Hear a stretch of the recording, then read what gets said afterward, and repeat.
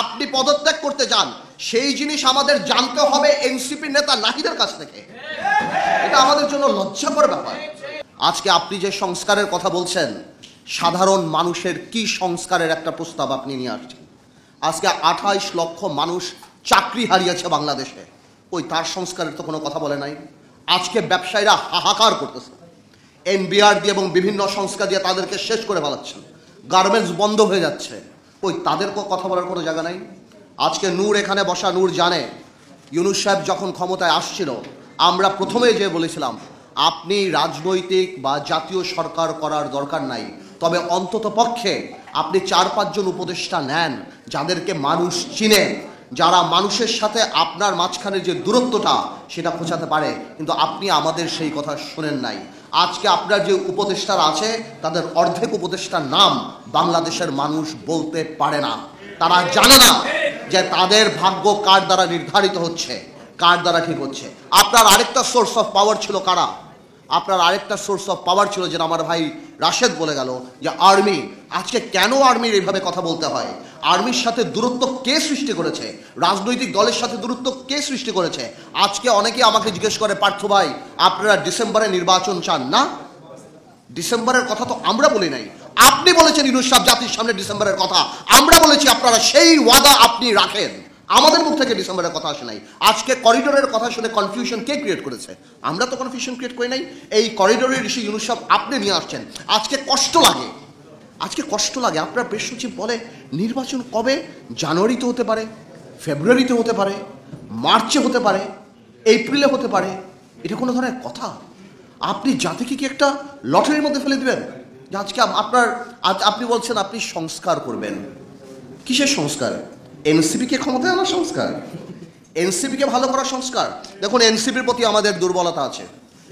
এই যে বৈষম্য বিরোধী ছাত্র আন্দোলন, এদের প্রতি আমাদের দুর্বলতা আছে। আমি ব্যক্তিগতভাবে চাই, যদি এত বড় একটা সংসদ সামনে আসবে, তারা যদি ঠিক করে পলিটিক্স করে সামনে আসতে পারে, I'll be more then happy. আমি শিওর আমার এখানে যারা বয়স আছে তারা হবে। কিন্তু তারা যে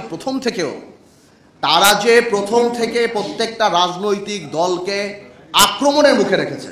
এই যে একটা কথা তারা বলে যে বিএনপি আওয়ামী লীগ মুদ্রার এপিট আর ওপিট, আমরা আর আওয়ামী লীগরা বা অন্যান্য দলরা আমরা নাকি মুদ্রার এপিট আর ওপিট। ওনারা কোন কারণে এই কথা বলে?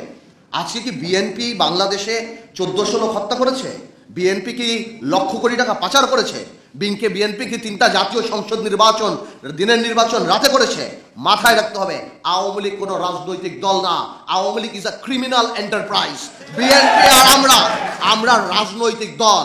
আজকে বিএনপিকে আমি ধন্যবাদ জানাই যে বিএনপির মতো এত বড় একটা রাজনৈতিক দল, হয়তো ইলেকট্রাল রেটে আমরা ওরকম ইম্পর্টেন্ট নাও হতে পারি, কিন্তু রাজনীতিতে হয়তো আমরা রেলিভেন্ট। আজকে বিএনপি 31 দফা করার সময় আমাদের সাথে কথা বলেছে, আমাদের কাছ থেকে অনেক ধরনের অ্যাডভাইস নিয়েছে। কিন্তু কষ্ট লাগে এনসিপি আপনাদের জন্য, কারণ আপনারা এর মধ্যে ইনক্লুডেড, অন্তর্ভুক্তি হতে পারেন নাই। আপনাদের দম্ভ, আপনাদের অহংকারের জন্য। মনে রাখবেন, সরকার চালানো আর সরকার নামানো এক জিনিস না। আজকে ইউনূস সাহেব, আপনাকে আরেকটা কথা বলি, আপনার অ্যাসেট কি? You are not a politician. আপনার অ্যাসেট ইন্টেগ্রিটি, আপনার ক্রেডিবিলিটি, আপনার অ্যাসেট।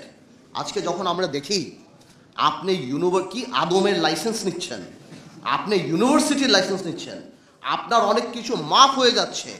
আপনার ওখানে যে উপদেষ্টারা বসা, সেই উপদেষ্টারা রাত্রেবেলা এনসিপির সাথে বসে, সেখানে বসে কোন কফি হাউসে বসে সব কিছু ঠিক করছে। আপনার মন খারাপ, আপনি পদত্যাগ করতে চান, সেই জিনিস আমাদের জানতে হবে এনসিপির নেতা নাহিদের কাছ থেকে। এটা আমাদের জন্য লজ্জাকর ব্যাপার। আপনি আজকে যে পারমিশনগুলি নিয়েছেন, এই পারমিশনগুলি হয়তো কোনো একটা গণতান্ত্রিক সরকার আসলে আপনি নিতে পারতেন, কিন্তু আজকে নিয়ে আপনার ইন্টিগ্রিটি অ্যাটাক করার, আপনার ইন্টিগ্রিটিকে প্রশ্নবিদ্ধ করার কোনো দরকার ছিল না। এই জন্য আমরা বলতে চাই, আমরা জানি আপনি রাজনীতিবিদ না, আমরা জানি আপনার আশেপাশে রাজনীতিবিদ নাই। আপনি এখন নির্বাচনের ডেটটা দিয়ে দেন বাংলাদেশে। আমরা সবাই বলছি যে ডিসেম্বরের মধ্যে নির্বাচনটা আপনি যদি দিয়ে দেন, এই দেশে সব কিছু একটা লাইনের মধ্যে চলে যাবে। আজকে ব্যবসায়ীরা ইনভেস্ট করে না কোথাও, তারা মনে করে ভাই ইলেকশনের পর কি হবে, প্রশাসন কারা আসবে, কোথায় কি হবে, চাকরি বাকরি ব্যবসা থেকে আরম্ভ করে সব কিছু আপনি একটা কনফিউশনের মধ্যে আপনি ফেলে দিয়েছেন বাংলাদেশে। আজকে আমাদের কষ্ট লাগে, আমি রিপিট করতে চাই না, অনেকেই বলে আপনি বিদেশের মাটিতে কত বড় মিসলিডিং ইনফরমেশন দেন। আপনি বলে একটা বিএনপির মতো একটা রাজনৈতিক দল ছাড়া আর কেউ চায় না।